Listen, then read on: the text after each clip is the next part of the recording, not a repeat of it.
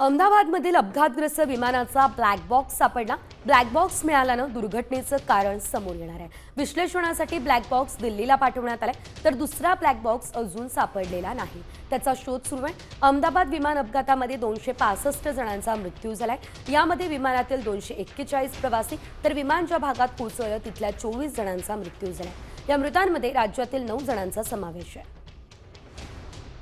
तर कोणताही विमान अपघात घडल्यानंतर विमानातील ब्लॅक बॉक्सचा शोध घेतला जातो।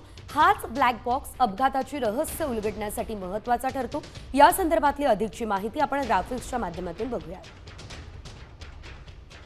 अपघातात संपूर्ण विमान जरी नष्ट झालं तरी ब्लॅक बॉक्स हा वाचतोच, कारण एका विशिष्ट वस्तूने हा ब्लॅक बॉक्स बनवलेला असतो। ब्लॅक बॉक्स टायटॅनियम आणि स्टील अलॉयपासून बनवलेला असतो, त्यामुळे त्याचा ब्लास्ट होत नाही किंवा तो जळतही नाही।